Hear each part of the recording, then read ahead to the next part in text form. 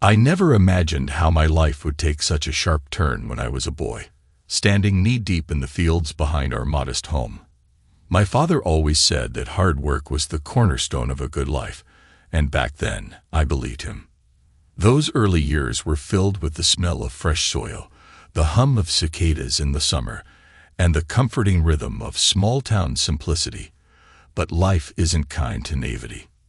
My older brother James was the family's golden child. He was the one everyone admired, the athlete, the charmer, the ambitious one. I, on the other hand, was the boy who spent hours in the shed tinkering with old tools and dreaming of machines that could make life easier for people like us. James would scoff at my ideas, calling them childish. But I was too stubborn to care. Our family business, Miller's Incorporated, was a modest tool manufacturing company started by my grandfather. From the moment I could hold a wrench, I was a part of it. By my 20s, I developed my first invention, a revolutionary drilling mechanism. My patents became the backbone of the company's success, though my contributions were often overshadowed by James' charm and my parents' favoritism toward him. Then came Catherine. She was a whirlwind, beautiful, confident, and utterly captivating.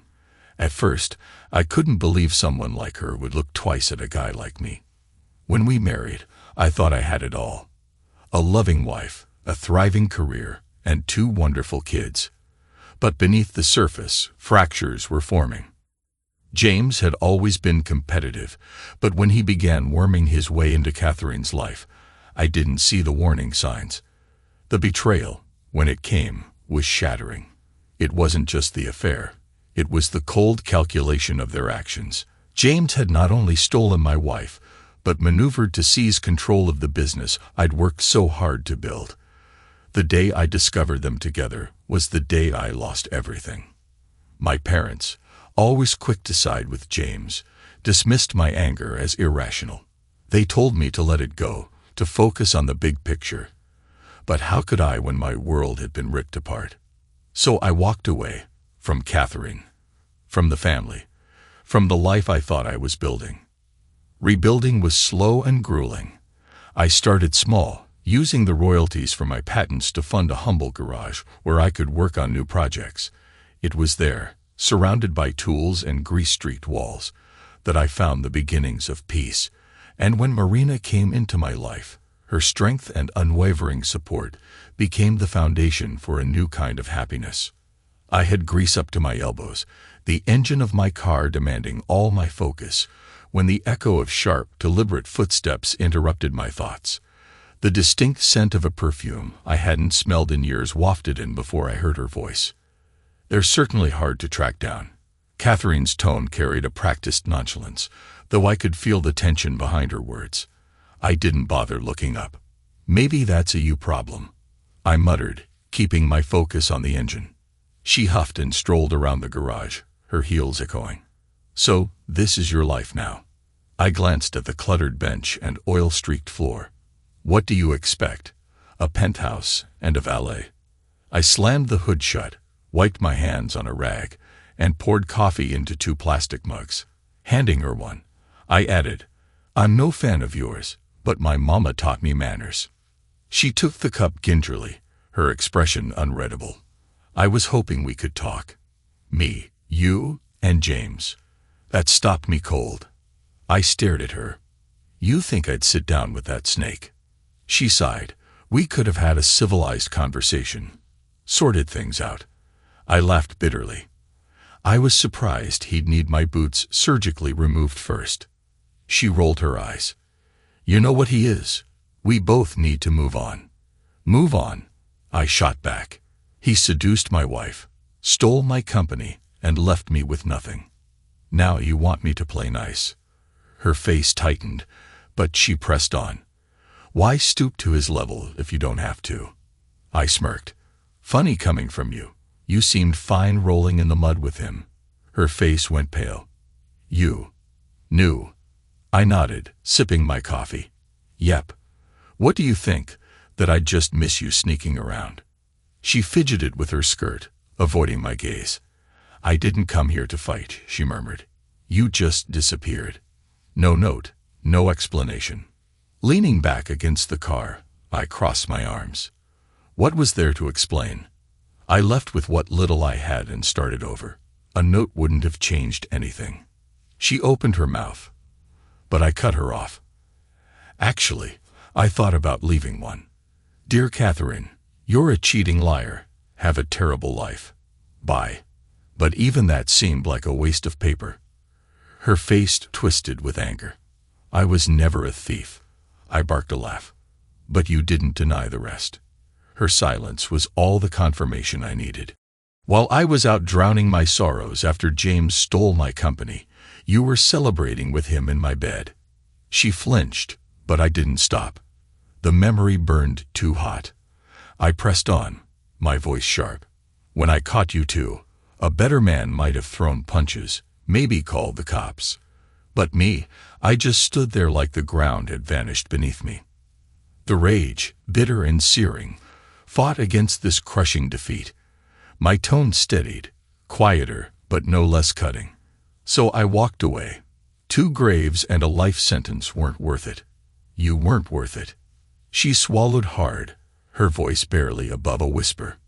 Andrew, I didn't let her finish. Yeah. I shot back, my anger rising again. Then why do you and that snake of a brother own the business I built with my blood, sweat, and tears? Her face reddened. I wasn't part of that. It was your parents, Andrew. They said it was best for the company. I let out a bitter laugh. Best for business. No, it was best for their golden boy, your lover. They knew, and they didn't care. Hell, they closed ranks around him while I got shoved aside. She straightened, her posture stiff as she tried to regain control. I didn't come here to rehash the past, she said, her voice clipped. I crossed my arms, keeping my tone calm but cold. No, then why bring it all up? Stirring the pot like I owe you something. You don't get to show up here and drag all that back like nothing happened. So if this isn't about the past, what do you want? Her expression didn't waver, her tone deliberately casual. It's about Logan and Maria. My jaw tightened. What about them? I asked evenly.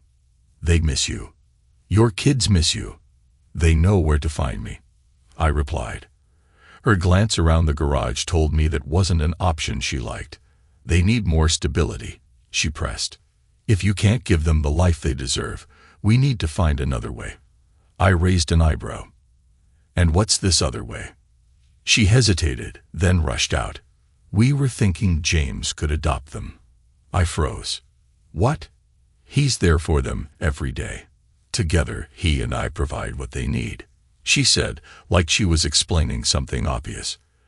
This is about the kids, not us. I just want what's best for them. I leaned back against the workbench, narrowing my eyes as I fixed her with a pointed look. What grade did Maria get in math last term? She blinked, caught off guard. What? I folded my arms. You're their mom, right? So close, so involved. I figured you'd know. She blinked, flustered. Their schooling isn't the point. They're doing fine. No, they're smart kids, I said. They'll get by with a little help. That's what I mean, she said quickly. But they'd be better off if James adopted them. He can take over the tedious parts of raising them. Her words hit me like a punch. Tedious. My fists clenched, but I held my ground. You've got some nerve, Catherine. Talking about our kids like they're chores to pass off. Like I'm just a hurdle in your perfect little life with James. Her face tightened, but I didn't care. She could dress it up however she liked, but I wasn't about to hand my kids over to the man who'd already stolen everything else from me. James is a successful, respectable man, she said sharply. He's a fine role model for the kids. And you. Let's face it, you've got nothing. You were nothing. She said it like it was a fact, expecting me to crumble. James wants to help, she continued, her tone firm. Even have a $5,000 check here for you. Take it. Use it to get back on your feet and give your kids a real chance. I leaned back against the workbench, crossing my arms. Generous offer, I said slowly. But I'm happy right here in my garage. It's all I need. I let the words hang, then leaned in slightly. And I'm not selling my kids. Her face flushed with frustration, her hands curling into fists. This isn't about that, she snapped. I'm trying to do what's best for Logan and Maria. You could at least think about their future. I shook my head, a bitter smile tugging at my lips. Their future, huh? Funny how you and James only care about it when it suits you. Their future is better with a father who loves them for who they are, not as props for a perfect little picture. She opened her mouth, but I raised a hand to stop her. Don't bother, Catherine. I know exactly where I stand with you, and that snake you married. Keep your check, and tell James that if he thinks he can buy my kids, he's dead wrong. Just as I turned to pour another cup of coffee, a man in a sleek black suit walked into the garage. He looked wildly out of place among the grease-streaked tools, his polished shoes untouched by dust. I'm Mr. Miller, he said, bowing slightly. The Prime Minister of Japan is on the line, awaiting your response regarding the Osaka project. I shot Catherine a glance. Her face was a mix of confusion and disbelief. Turning back to the suited man, I nodded. Bring it over. He handed me a high-tech phone, and I casually leaned against the workbench. Prime Minister Takahashi, I greeted warmly. It's always a pleasure. I've reviewed the proposal, and while we're aligned, I need to ensure our commitment to sustainability remains firm. That's not negotiable. As the Prime Minister spoke, respectful and accommodating, Catherine's eyes widened. She shifted awkwardly, clearly blindsided. Excellent, I said after a moment. We're in agreement. My team will follow up to finalize the timeline. Thank you for your trust. I look forward to this partnership. I handed the phone back to the suited man, who bowed and left. Before Catherine could process, another man entered, carrying a folder and clipboard. He spoke briskly. Mr. Miller, we need your signature to close the $20 million land purchase. It's set to finalize today. I took the clipboard, skimmed the documents, and signed. Make sure the architects know I want something iconic for the groundbreaking. I said, we're setting the standard. I'm sorry, sir, he replied, leaving with a nod. Catherine stared, her disbelief now complete. You? I didn't know, she stammered. I shrugged, turning back to the workbench. Guess there's a lot you didn't know, Catherine. Life's funny like that. The sharp click of heels echoed through the garage, drawing my attention to the entrance. Catherine turned too, her brow furrowing as the woman stepped in. She was stunning, exuding confidence in a sleek leather jacket and jeans, her athletic moving with effortless grace. Before I could say a word, she strode over, cupped my face, and kissed me, a kiss that declared to the world we were together. Pulling back, she shot Catherine a sharp, amused look, her lips curling into a smirk. Buying a whole garage just to play with your cars. Bit over the top, don't you think? She teased, then turned to Catherine, her expression unimpressed. This is your ex. Didn't you say she was good-looking? This. She waved dismissively. She's like a malnourished Shrek minus the green. Catherine's face flushed with fury. Excuse me? Is this Marina Nika, the MMA champion? How did someone like you trap her? She sputtered, her voice rising. Marina's smirk vanished as she stepped closer, her tone icy. Watch yourself, she said calmly. Normally I'd knock someone out for that. But for Andrew's sake, I'll let it slide this time. Her voice dropped, dark and dangerous. Next time, I'll make you regret it. And for the record, he didn't trap me. I chased him. Catherine paled, taking a step back as Marina turned to me, brushing a stray hair from my shoulder. You good, babe? Or should I handle this for you? I chuckled, shaking my head. You've made your point. Let's not scare her too much. Catherine opened her mouth, but no words came out. She looked between us, clearly unsure how to respond to the new version of me in the powerhouse at my side. Looking against the desk, I folded my arms and smirked. Shocking, Huh. But honestly, you cheating with my brother. Best thing that ever happened to me. Her expression tightened, but she stayed silent. I pressed on, my tone calm but cutting. The day I caught you, it was pure chance. Came home early, saw you and that maggot in my bed. I didn't even touch him, didn't even touch you. Instead, I went to my parents thinking they'd have my back. My voice hardened as I recalled that night, but when I told them, they didn't care. My dad just sighed and said, "These things happen, don't make a scene." Like it was a business deal. And my mom, she just wrung her hands and said, "It's best to let it go. Let it go," as if it didn't matter. I leaned forward, my voice dropping. I told them I wanted answers, justice, something, and do you know what my father said? My fists clenched as I imitated his dismissive tone.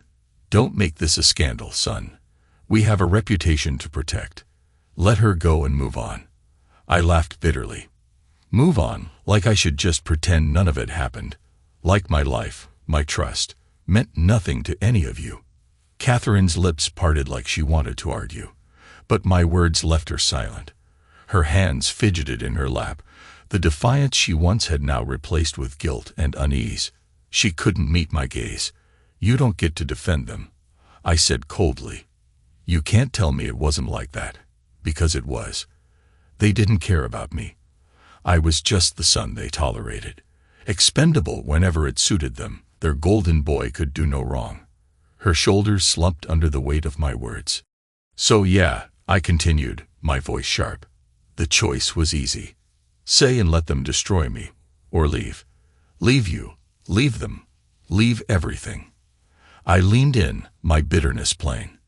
If I'd stayed, nothing would have changed. My brother would have ruined the next woman in my life. And the next. It's what he does. The silence was heavy, suffocating. Her eyes glistened, but no tears fell. "I broke the cycle," I said. "Walking away was the best decision I ever made. I don't live in their shadow anymore. I'm free." Her lip quivered as she finally whispered, "I didn't know it hurt you that much." "You didn't think at all, Catherine." I snapped. "Not about me, not about us. You were too busy chasing after him, like everyone else." I leaned back, crossing my arms. I'm done explaining myself. "I don't need your understanding. I don't need you." She looked like she might respond but stayed silent, her gaze dropping as the truth settled over her. For the first time, she seemed to understand just how deeply I'd been scared, and how little power she had left. I smirked. "The family always thought I was expendable," I said, letting the venom seep into my voice. "The son they could push aside to keep their precious golden boy happy." Her unease flickered, but she stayed quiet. "They made one big mistake," I said, my tone cutting. "They didn't realize I wasn't just the black sheep. I was the smart one, the one who owned the patents that made Miller's Incorporated." Her eyes widened slightly, the realization dawning. "Oh, you didn't know," I continued, relishing the moment. "While you and James were busy playing house, I was working, designing, creating, filing patents under my name. Every wrench, drill, and custom tool that put Miller's on the map. That was me." Catherine's jaw tightened, but she didn't speak. I leaned in, my smirk curling. "When I left, I didn't leave empty-handed. I took the licenses with me. And you know what I did?" She shook her head faintly, curiosity betraying her silence. "I started my own company," I said, sitting back with a grin. "And not with a bank loan. My partner had, let's call them unconventional resources. A Mexican dope lord," I said casually, enjoying the shock rippling through her. "He needed to clean his money, and I needed capital. Win-win." Her mouth opened and closed as she stammered. "You worked with. He's legitimate now," I said, waving her off. "But back then, his investment built my empire.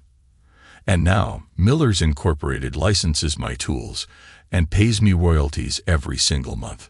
Catherine's face went pale, her hands trembling. You planned all of this," she whispered. I chuckled. Planned? No, I survived.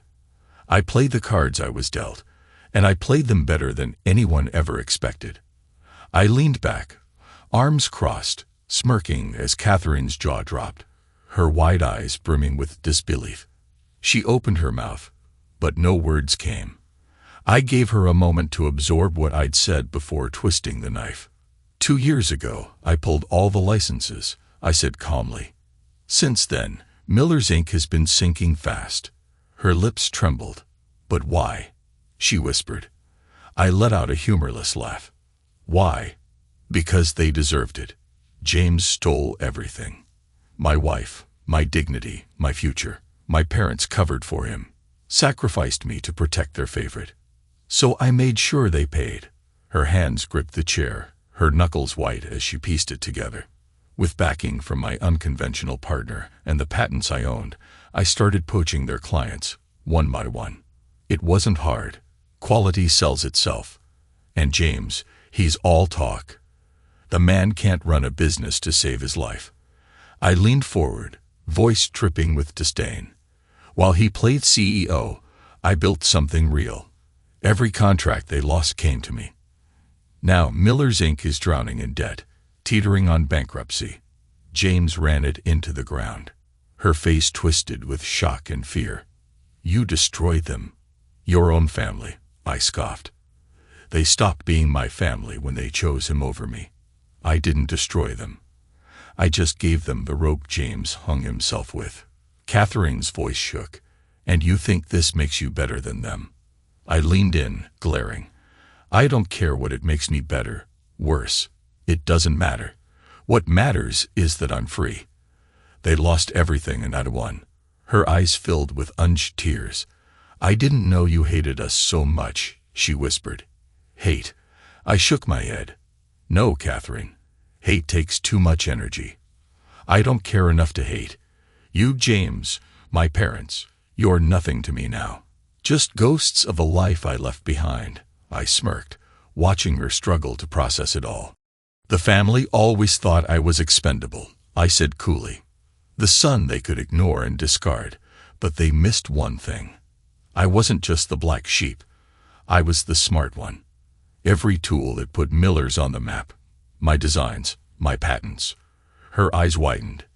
You? Yep, I said, cutting her off. And when I left, I took the licenses with me.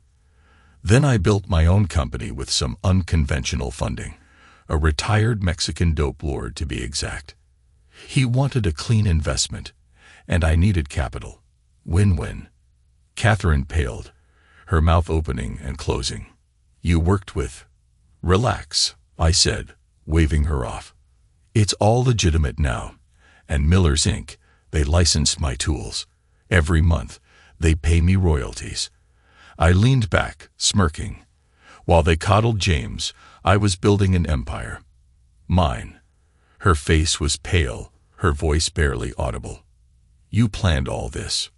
No, I said with a bitter chuckle. I survived, played the cards I had, and I played them better. I let the silence linger, watching her squirm before I struck again. Let's talk about the kids. Catherine frowned, her lips twitching as if to argue, but I raised a hand. Don't interrupt, you'll want to hear this. I leaned forward. The school they attend, the one you brag about, gets a hefty annual donation from me. I've been involved in their education, mentoring them, guiding them, watching them excel. Her eyes widened as realization hit, but she stayed silent. That's right. I continued. Every A on their report cards, every project they aced, that was me. I've been there for them every step of the way, ensuring they had what they needed. And you didn't even notice. Her face flushed, a mix of anger and shock, but I pressed on. They trust me, Catherine. They confide in me. Their dreams, fears, struggles, and soon they'll be here with me, permanently. This isn't just about being part of their lives. It's about giving them a home where they truly belong. I leaned back, watching her crumble. You thought I was nothing, just an aunt you could step on.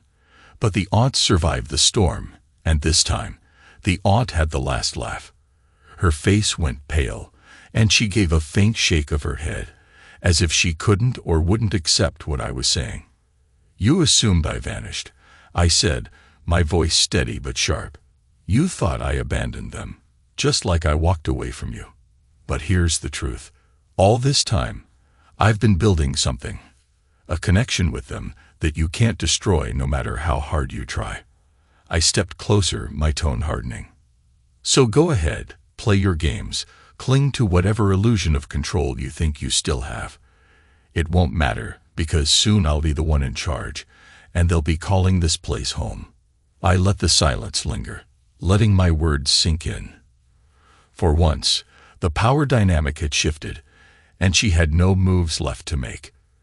"While you were busy making unilateral decisions about their future without me," I said sharply, "I was creating a real future for them. One where they're actually nurtured and guided by someone who knows what they're doing, not left in the hands of people too blinded by their own egos to see the damage they're causing." A bitter laugh escaped as I shook my head, my eyes fixed on her. "Look at yourself, Catherine, all dressed up, playing trophy to James. Does he make you feel important, special?" I didn't give her the chance to answer. I scoffed and waved her off. "Because from where I stand, you're nothing more than a pretty accessory he shows off. A pawn to prop up his fragile ego while he hides the fact that he's barely keeping his head above water." Her jaw tightened, her eyes narrowing in defiance. But I didn't relent. "Don't look at me like that. James might think he's on top of the world, but the cracks are showing. The debt, it's piling up faster than he can count. The lies they're telling, the IRS and federal investigators, they're circling. It's not a matter of if, it's when. You can't pretend to be a king while living on borrowed time. The collapse is inevitable." Her lips parted, her expression wavering between fury and disbelief, but I pushed forward, cutting her off before she could speak. "You want to know what's really ironic?" I continued, my voice calm but loaded with venom. "Even the banks have been in on this mess. They've known about the shady deals, the misused funds, and the endless deception. Yet they kept giving him money. Do you know why?" I leaned in slightly, letting a cold smile play on my lips. "Because their new majority shareholder has a plan.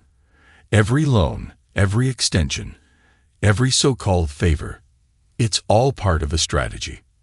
A rope James has been tightening around his own neck." Her eyes widened as realization began to dawn, but I wasn't finished. "And here's the kicker," I added, leaning back with an icy grin. "He's so arrogant, so deluded, that he doesn't even see it coming. While he's strutting around like he's untouchable, the walls are closing in. The storm is already here, and he's oblivious." The silence that followed was heavy. Catherine stared at me, her confidence cracking. For the first time, she seemed to grasp the gravity of the situation. I leaned closer, locking eyes with her, my voice dropping to a low, steady tone. "And the best part, I'm that majority shareholder. I'm the one pulling every string, orchestrating every downfall. By the time you make it back to that so-called home of yours, there won't be one left. The banks are repossessing it as we speak. That golden dream of yours and James, the family name, the legacy, the prestige, it's all gone, reduced to rubble."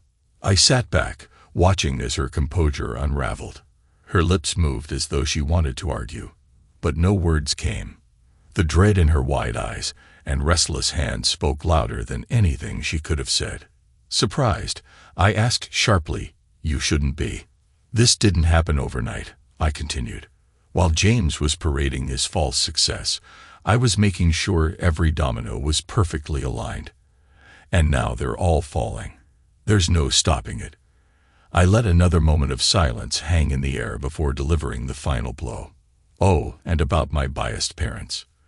Their home is being repossessed too. Funny, isn't it? How the tables turn. They'll be joining you and James soon enough. It's his problem now to figure out how to fix everything. Or, unless he's arrested." I leaned forward, meeting her gaze head-on. Do you see it now, Catherine? The world has played your little family for fools, and now that same world is turning on James. He won't just lose everything. He'll be scrambling just like the rest of you. So sit back and watch the fireworks. It's about to get very, very ugly." Catherine stood motionless, her face flushed with disbelief as my words hung in the air, sharp and foreboding. "You're bluffing, Andrew," she said, her voice tight with defiance as she fought to steady herself. "This is just another one of your games. You don't have the power you think you do." She threw me a scornful glare, turned sharply, and stormed out of the garage, her heels clicking against the cold concrete. Determined to keep her composure intact, she refused to let me see her falter. She wouldn't give me the satisfaction of victory. Not now, not ever. But as she drove toward her home, the confidence she had clung to began to unravel. The house, her sanctuary, her symbol of success, loomed before her, cold and unfeeling, like a monument to impending defeat. Stepping out of the car, she felt a weight settle on her chest. As she approached the front door, something unusual caught her eye. An official notice pinned to the doorframe. Her pulse quickened as she leaned in to read it. The bold lettering confirmed her worst fear, a repossession notice from the bank. The words blurred as the reality sank in, hitting her like a punch to the gut. This wasn't some idle threat. Andrew hadn't been bluffing. It was real. Her breath hitched, and her knees threatened to buckle as she stumbled closer to the door, her mind reeling. The home she had poured her life into, the foundation of all her aspirations, was slipping away. The carefully constructed image she had built for herself was being torn apart by cold, merciless bureaucracy. The world around her seemed to fade. The noise of passing cars, the rustling of nearby trees, all of it fell away as she stood frozen in place, overwhelmed by the enormity of the moment. Her chest heaved as she struggled to steady herself, but the cruel reality refused to relent. A voice broke through her haze. "Ma'am," a man said, his tone detached, professional. The words were another blow to her already crumbling world. "I'm here for the keys." Her eyes darted to him, her expression blank with shock. "The keys," she repeated faintly, her voice trembling as if saying the words aloud would solidify her nightmare. "Yes, Mom. The car is being repossessed as well." "I'll need the keys," he said, holding out his hand. Her stomach churned violently, and her mind swam with disbelief. Repossessed? How had everything unraveled so quickly? Her hand shook as she fumbled through her purse, finally pulling out the keys. They slipped from her trembling grasp into his waiting palm, the sound of the transfer echoing like a death knell. As the man walked away, taking the car with him, Catherine's legs gave out, and she collapsed onto the cold concrete driveway. Hot tears streamed down her face, uncontrollable and relentless, as the full weight of her reality bore down on her. Everything, her home, her stability, her carefully maintained image, was gone. The sense of helplessness clawed at her chest, and she instinctively reached for her phone, her fingers trembling as she dialed James's number. The phone rang once, twice, and again. Each unanswered ring twisted the knife deeper into her heart than his voicemail picked up, its impersonal tone a cold reminder of how distant he had become. She reeled, desperation overtaking her, only to meet the same void. On the third attempt, the line abruptly disconnected. His phone was off. No answer, no explanation. She sat there in stunned silence, the weight of abandonment settling over her. James wasn't coming to her rescue. No one was. The man with the car was gone. The house was no longer hers, and the last remnants of her world were slipping through her fingers. Sobs racked her body as she knelt on the unforgiving pavement, her mind racing with memories of all she had fought to protect, and all she had now lost. Her cries grew louder, raw, and unfiltered as the reality of her downfall overwhelmed her. Fear, anger, and despair collided, breaking through the fragile wall of composure she had built. Each sob was a painful reminder of how far she had fallen, and how powerless she now was. Through the blur of her tears, the sound of approaching footsteps pierced her despair. She looked up, her tear-streaked face trying to focus on the figures coming toward her. It was James's parents, Richard and Evelyn, walking with somber expressions. Their concern was etched deeply into their faces as they approached the remnants of what had once been the family's proud estate. Evelyn was the first to reach her. She knelt beside Catherine, her arms wrapping around her in a gesture of comfort that was both tender and futile. She didn't say anything, just held her, her own tears brimming as she took in the devastation surrounding them. Catherine clung to her, the gravity of her circumstances pressing down on her like a weight too heavy to bear. Richard stood a few steps away, his face drawn and lined with years of stress. His gaze remained fixed on the repossession notice nailed to the door. His expression betrayed a mix of anger, disappointment, and quiet resignation. He had always been the family's rock, but now he looked like a man eroded by the very foundation he had worked to uphold. "James," Richard muttered bitterly, his voice tinged with disbelief. How could he let this happen? The words hung in the air like an accusation, aimed as much at himself as at his absent son. Evelyn sniffled, her arms still wrapped around Catherine before looking up at her husband.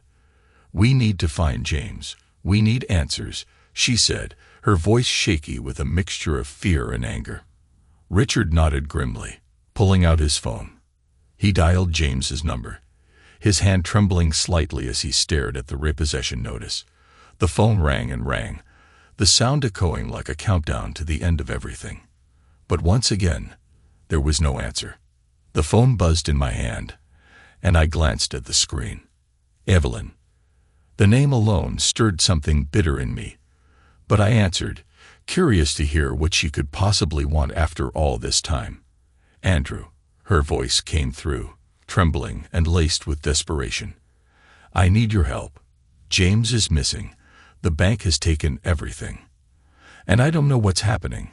He's not answering his phone and—" Her voice broke, the weight of her panic spilling through every word.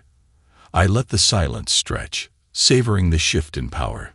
Then I spoke, my tone cold and cutting. "You really think I care?" I asked, the words slicing through the air like a blade. "You think I give a damn about your golden boy or about our so-called family, who only saw me when it was convenient for them?" Her sharp intake of breath was audible, and I could picture her scrambling to find the right words. For once, she didn't have the upper hand. "Andrew, please," she whispered, her voice cracking. "We've lost everything. And you've taken everything from us." A bitter laugh escaped me before I could stop it.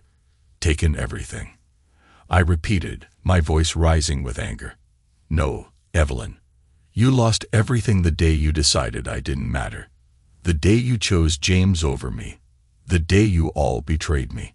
I couldn't stop the words pouring out, years of resentment bubbling to the surface.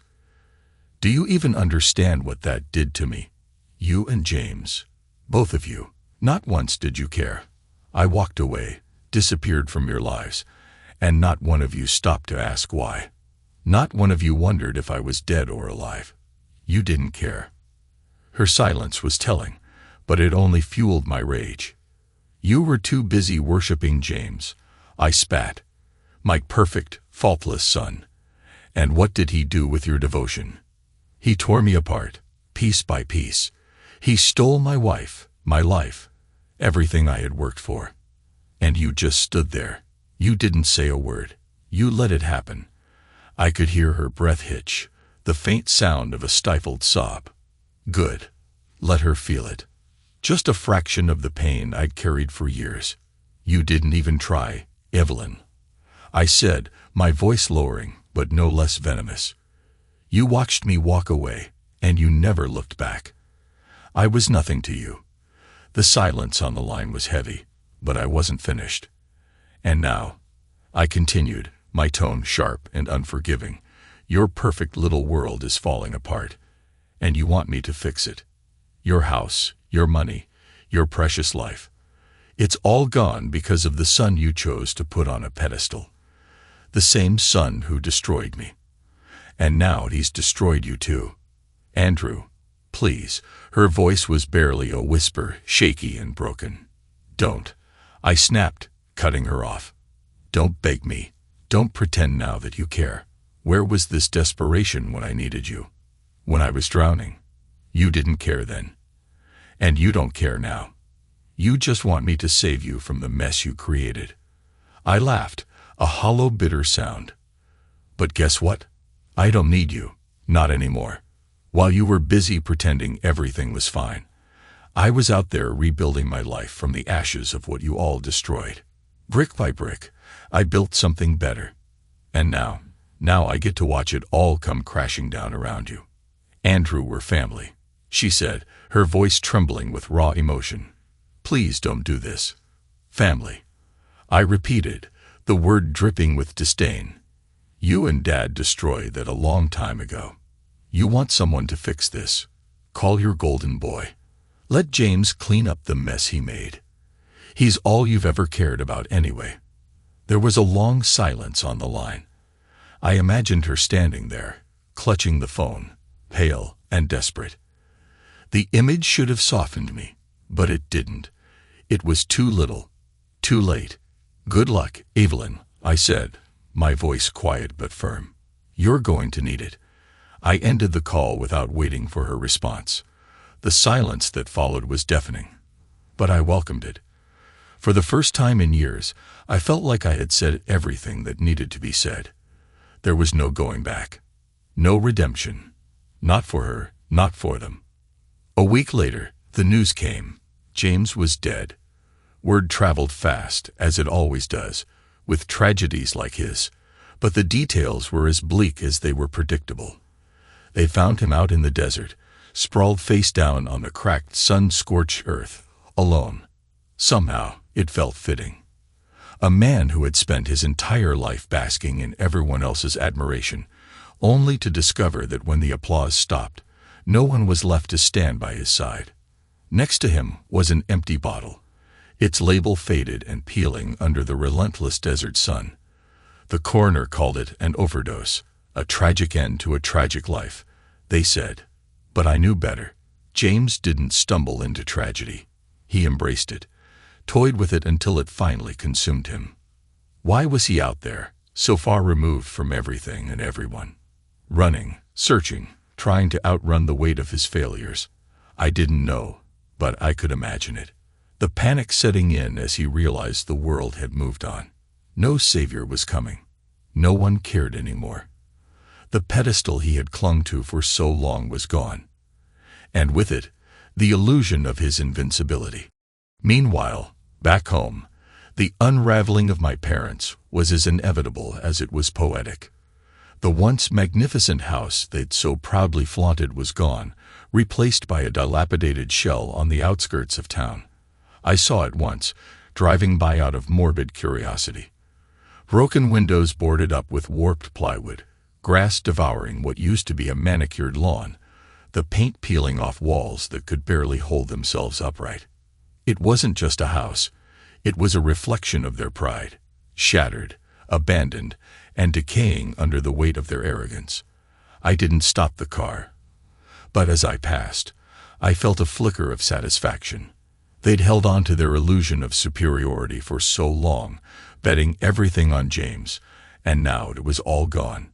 Just like him.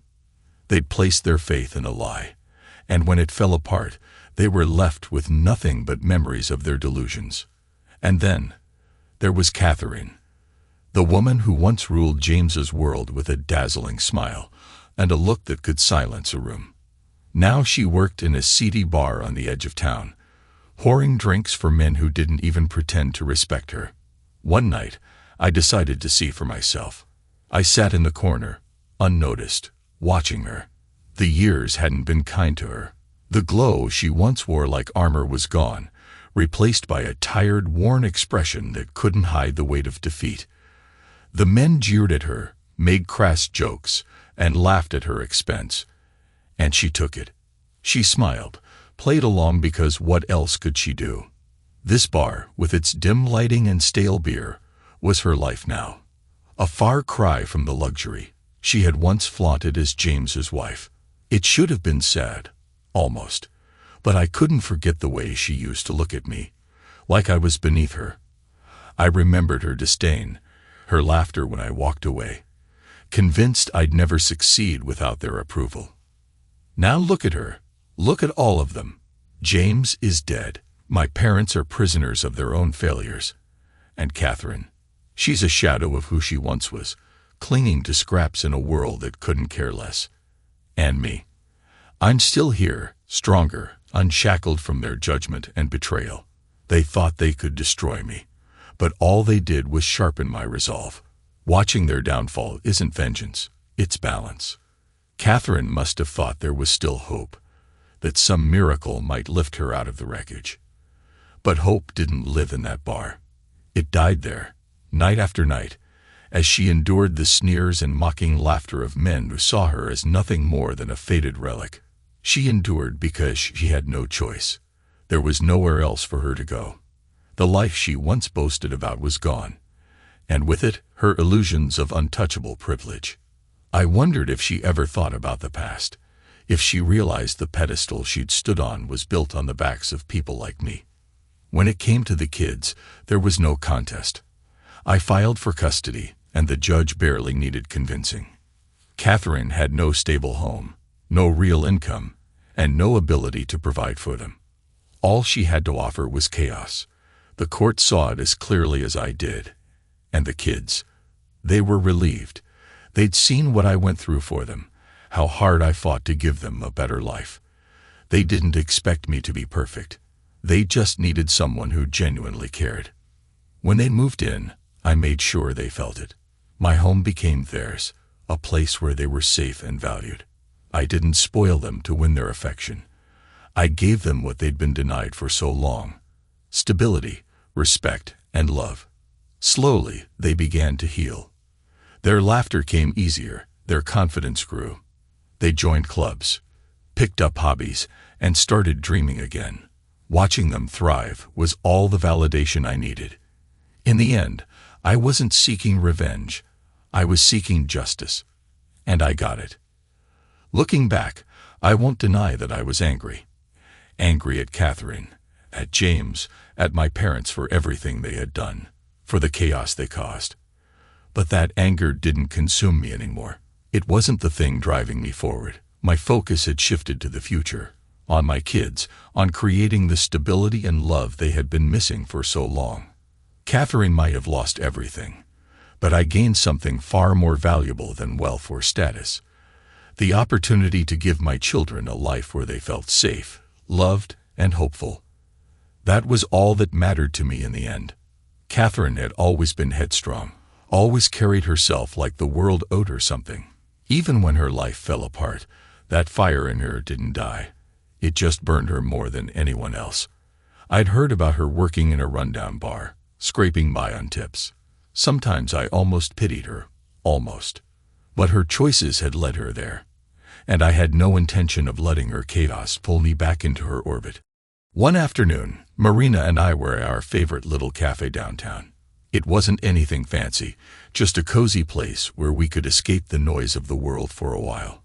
I remember her laughter that day, bright and carefree, the kind that makes everything else fade away.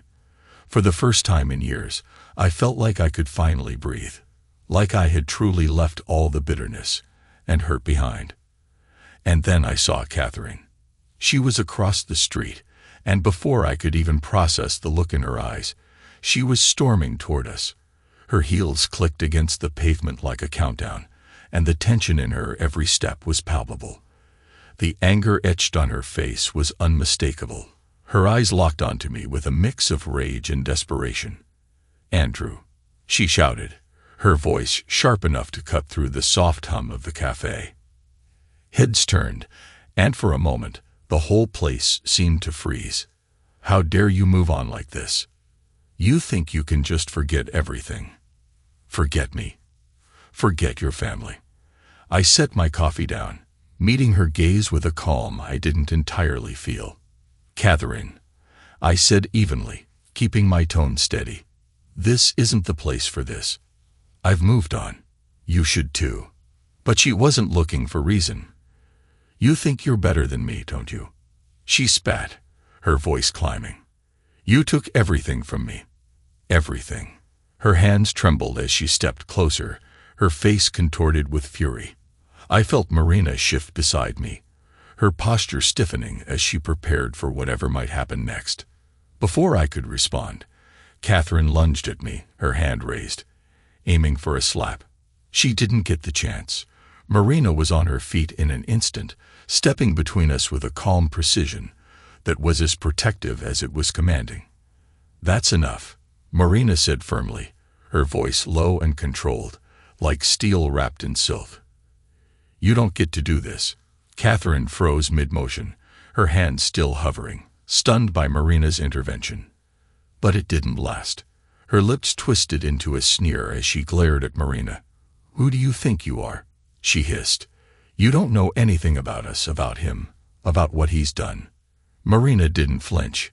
"I know enough," she replied, her voice steady and unwavering. "I know he's moved on. And you should too. Whatever you're looking for, Catherine, you won't find it here."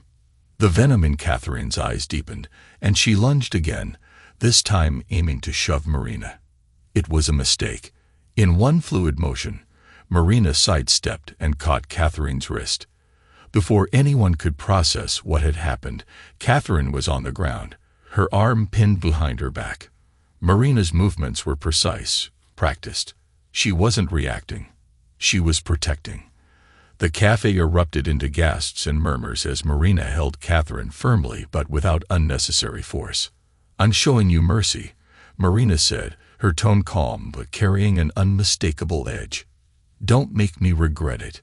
Catherine stopped struggling, her anger giving way to shock and pain. When Marina released her, she staggered to her feet, clutching her wrist and glaring at Marina with a mix of humiliation and fury. Without another word, she turned and stumbled away, her pride more bruised than her body. I exhaled slowly, rising to my feet. "You didn't have to do that," I said softly, though I couldn't hide the admiration in my tone. "Yes, I did," Marina replied, her eyes meeting mine. "No one threatens you. Not her, not anyone." But Catherine wasn't done. She marched straight to the police station, spinning a tale about being attacked without provocation. She played the sufferer, her tears painting a picture of a defenseless woman wronged by someone out of control. She demanded justice, clinging to the belief that she could regain some semblance of power through the legal system. Catherine's story fell apart the moment the cafe's security footage came into play. The video painted an undeniable picture. Catherine storming toward me, her anger escalating until she tried to strike, and then turning her fury on Marina. The recording showed Marina's actions as calm, calculated, and entirely in self-defense, a sharp contrast to Catherine's reckless aggression. When the case reached court, the judge watched the evidence with an unwavering gaze. Their voice was stern as they addressed Catherine. "The video is clear," the judge stated. "You were the aggressor in this incident. Marina's actions were not only justified but measured under the circumstances. This case is dismissed." The sharp crack of the gavel silenced the courtroom, the finality echoing in the hushed air. The judge's expression hardened as they turned their attention back to Catherine. "Miss Catherine Lewis," they began, their voice heavy with reproach. "Your conduct has been nothing short of disgraceful. The evidence doesn't support your claims of victimhood. Instead, it reveals a troubling pattern of hostility and vindictiveness. This is not the behavior of someone seeking justice. It is the behavior of someone intent on causing damage." Catherine flinched, her confidence crumbling under the weight of the judge's words. "Let me be clear," the judge continued. "Any further attempts to contact or confront Mr. Andrew Carter, his fiancée Marina, or their children will not be tolerated. You are hereby ordered to stay at least 500 feet away from them at all times. This restraining order is effective immediately and will remain in place indefinitely. Any violation will result in severe legal consequences." The courtroom was still except for the rhythmic tapping of the stenographer's keys. Catherine's cheeks burned as she stared down at the floor, the murmurs of the onlookers adding to her humiliation. Every eye in the room seemed to pierce her, each gaze a reflection of her disgrace. For the first time, the full reality of her choices weighed on her. Once admired and envied, Catherine had fallen far from the pedestal she once occupied. Now, stripped of her dignity, she sat exposed for all to see, a woman whose bitterness had consumed her. Her attempts to disrupt my life and cling to the past had only highlighted her descent. The gavel struck again, ending the hearing. Catherine rose from her seat, her movements slow and deliberate, as though each step carried the weight of her shame. She avoided eye contact with anyone as she exited the courtroom, her head bowed, her pride in tatters.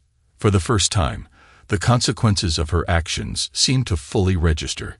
She was alone, isolated by her own choices, with no one left to blame but herself. Marina, meanwhile, stood tall and composed, her name cleared and her integrity intact. As we walked out of the courtroom together, I placed my arm around her shoulders. "That was a lot," I said, exhaling the tension that had lingered through the proceedings. Marina smiled softly, her confidence as steady as ever. "She needed to learn that actions have consequences," she replied.